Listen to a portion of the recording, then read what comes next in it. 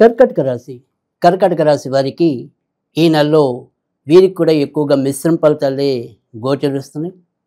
ప్రస్తుతం అష్టమ స్థానంలో రాహు యొక్క సంచారం అయితేనేమి, నవమ స్థానంలో శని యొక్క సంచారం వల్ల అయితేనేమి, ఇటు వృత్తి ఉద్యోగాల్లో ఏవో రకమైన చికాకులు ఎదురవుతూ ఉండటం అనేది, మానసికంగా ఎంత ఉల్లాసంగా గడుపుదామనుకున్నప్పటికీ కూడా మరోవైపు నుంచి ఏవో రకమైన సమస్యలు ఉత్పన్నం అవ్వడానికి కూడా ఈ నెలంతా ఎక్కువగా కనిపిస్తోంది.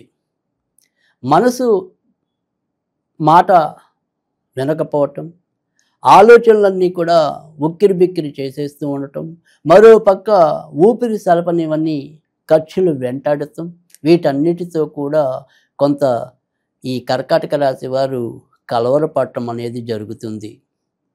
అయితే ఏదైతే మరి జూన్ చివరిలో శుక్రుడు మంచి స్థానానికి తన స్వక్షేత్రానికి చేరుకోవటం అనేది వల్ల ఇతరత్ర కూడా కొంత గ్రహాల మార్పు, అంటే ముఖ్యంగా జూలై చివరి నుంచి కుజుడు మరి 3వ స్థానానికి చేరుకోవటం వల్ల తప్పకుండా వారికి ఏదైనప్పటికీ కూడా ఎన్ని రకాలైన సమస్యలు వెంటాడినప్పటికీ కూడా వాటన్నిటి నుంచి తప్పక ఉపశమనం లభించడం అనేది ఉంటుంది. కనుక మనసుని పాడు చేసుకోవటం అనేది అనవసరం. ఏదో అయిపోతుందని చెప్పి మనం భూతద్దంతో సమస్యను చూసుకోవటం కూడా అంతకంటా అనవసరం. తప్పకుండా మీకు ఈ రెండు కూడా ఏవైతే మీకు ఇప్పుడు మానసికంగా విశ్రాంతి లేకుండా చేస్తున్న గ్రహాలు ఏవైతే ఉన్నాయో అవి శని రాహులు. కానీ మిగతా గ్రహాలన్నీ కూడా మనకి ఎంతో కొంత మేలు చేస్తామనేది ఉంటుంది. కనుక వాటన్నిటి నుంచి మీరు అధిగమించి ముందుకెళ్తారు.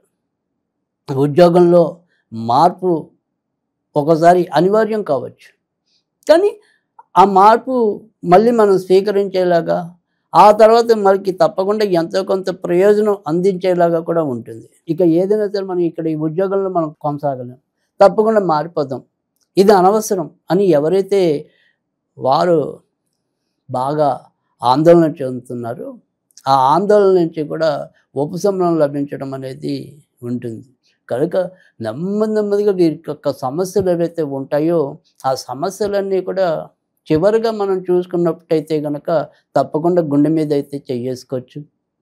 మరీ ఆందోళన పడటం కానీ, మరీ హైరాణ పడటం కానీ అనవసరం.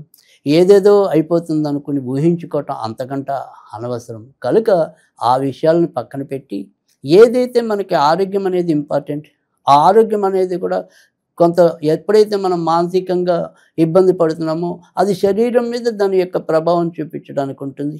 ఆ రకంగా మనకి కొంత అనారోగ్యం పొడసూపటం అనేది, ముఖ్యంగా ఈ అరుగుదల కానీ, ఏవైనా సరే ఇన్ఫెక్షన్స్ కానీ, తర్వాత నడుముకు సంబంధించిన విషయాల్లో కొంతవరకు ఇబ్బందులు కానీ ఎదురుపడవచ్చు. ఇవి వాటిని నియంత్రించుకోవాల్సిన అవసరం ఉంటుంది. ఇక కొత్తగా వివాహం కావాలి అనుకునే వారికి వారి ప్రయత్నాలు అయితే కొద్దిగా ఇబ్బందికరంగానే సాగేలాగా కనిపిస్తుంది. సంబంధాలు ఏవైనప్పటికీ కూడా దగ్గర దాకా వచ్చి కుదరకపోవటం కానీ, త్రుటిలో తప్పిపోవటం కానీ, ఇలాంటి వాటికి కూడా ఇలాంటి పరిస్థితులకు దారితీసేలాగానే ప్రస్తుతమైన గోచారం అయితే కనపడుతుంది. ఇక దీర్ఘకాలిక వ్యాధులతో కానీ, లేదా మనకి అంతు చిక్కని రోగాలతో కానీ ఇబ్బంది పడటం కూడా ఈ నెలలో ఎక్కువగానే ఉంటుంది. ముఖ్యంగా ఎక్కడైతే అష్టమ స్థానంలో రాహు వల్ల ఏదైనప్పటికీ కూడా ఆ రోగ నిర్ధారణ అనేది సరైన రీతిలో సాగలేకపోవటం, మరి మనకు వచ్చే రిపోర్ట్స్ ఒకలాగా ఉండటం, మన బాధలు ఒకలాగా ఉండటం, రెండిటికి పొంతం లేకపోవటం, ఈ రకమైన పరిస్థితులు కూడా జూలై నెలలో కర్కాటక రాశి వారికి అనుభవంలోకి రావచ్చు. భార్యాభర్తల మధ్య అనురాగం ఎలా ఉంటుంది అనేది కనుక చూసుకున్నట్టయితే, భార్యాభర్తల మధ్య అనురాగం అనేది పర్వాలా, దానికి వచ్చిన ఇబ్బంది అయితే పెద్దగా ఏమీ కనిపించడం లేదు. సరే, ప్రతి ఇంట్లోనూ ఏవైనా సరే చిన్న చిన్న కలతలు కానీ, చిన్న చిన్న అలకలు కానీ ఉండొచ్చు.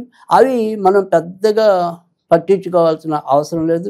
అదే రీతిలో ఈ భార్యాభర్తల మధ్య సఖ్యత అనేది ఇలా చిన్న చిన్న అంశాల్లో కొంత ఇబ్బంది అన్నప్పటికీ కూడా చాలా బాగుంటుంది.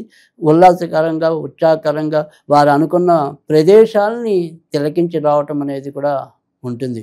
ఇటు ఆధ్యాత్మికంగాను, అటు మనోరంజకంగా చూసుకుంటే మనోరంజకంగాను, ఎలా చూసుకున్నప్పటికీ కూడా 2 రకాల అంశాలని మేళవింపు చేస్తూ ముందుకు సాగిపోవటం అనేది కూడా జరుగుతుంది.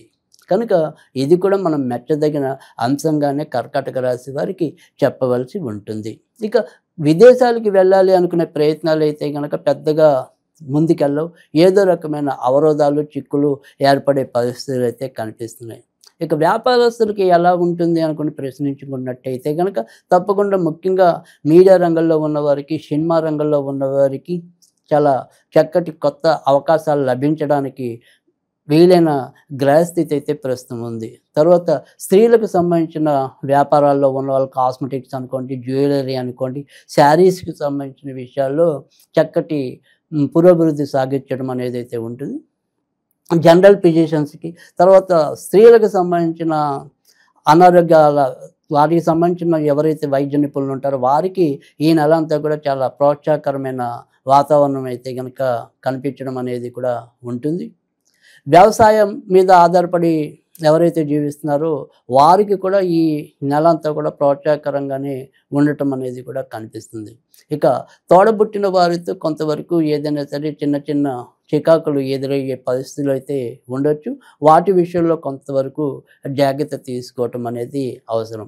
ముఖ్యంగా ఈ నెలలోకి వచ్చేప్పటికి ఏంటంటే ఇందాక చెప్పుకున్నట్టు ఈ రాహు శని వల్ల ఈ భావోద్వేగం తరచు నియంత్రణలో లేకపోవటం వల్ల మాట జారటం, ఎవరి మీదైనా సరే ఉన్నట్టుండే అకారణంగా కయ్యానికి కాలు దువ్వటం, ఏదో రకంగా వాదాల్లోనికి వెళ్ళటం, ఈ రకమైన పరిస్థితులు అయితే వీళ్ళు తొందరగా దాని నుంచి మళ్ళీ ఒక రియలైజేషన్కి రావటం వల్ల అవతల వాళ్ళకి సారీలు చెప్పటం అనేది కానీ, అయ్యో మేము కొంత తప్పు చేసామనే పశ్చాత్తాపం అనేస్తే ఉండొచ్చు. కానీ ముందైతే కనుక ఒక్కోసారి ఆ రకమైన తొందరపాటు చర్యలు కూడా ఈ నెలలో వీరికి కర్కాటక రాశి వారికి ఎక్కువగా కనిపించే పరిస్థితి అయితే ఉంటుంది. ఇక వ్యాపారం, ఉద్యోగం, తర్వాత రాజకీయ రంగంలో ఉన్న వారికి కూడా ఈ నెలలో చక్కటి ప్రోత్సాహకరమైన వాతావరణం అయితే ఉంటుంది. ఏదైనప్పటికీ కూడా జూలై 15వ తారీఖు లోపైతేనే చాలా ఎక్కువ మంచి జరగటం అనేది అయితే ఉంటుంది. జూలై 15 దాటిన తర్వాత నుంచి ముఖ్యంగా జూలై చివరికి వచ్చేప్పటికీ ఈ రాజకీయ రంగంలో ఉండేవారికి కానీ, దేశ కాలమాన పరిస్థితుల్లో కానీ కొంత ఇబ్బందులు పడే వాతావరణం ఎక్కువగా ఉంటుంది. కనుక ఈ నెలంతా కూడా వీరు ఎక్కువగా సుబ్రహ్మణ్య స్వామిని ఆరాధించడం వల్ల మంచి ఫలితాలు పొందటం అనేది ఉంటుంది. సాధ్యమైనంత వరకు కూడా సుబ్రహ్మణ్య స్వామికి సంబంధించినవి ఏమైనా చదువుకుంటూ ఉండటం, అవకాశం ఉన్న వాళ్ళు మంగళవారాలు సుబ్రహ్మణ్య స్వామికి అభిషేకాలు చేసుకోవటం వల్ల కూడా వారికి ఎదురయ్యే ఎలాంటి సమస్య నుంచి అయినా సరే బయటపడి ముందుకు రావడానికైతే ఉంటుంది. ఇక ఈ నెలలో వీరు ఏదైనా సరే చదువుకోవాలి అనుకుంటే కనుక ఓం సర్వనోద్భవాయ షణ్ముఖాయ నమః, ఓం సర్వనోద్భవాయ షణ్ముఖాయ నమః అనేది వీలైనన్ని సార్లు చదవటం వల్ల కూడా తప్పకుండా మంచి జరుగుతుంది.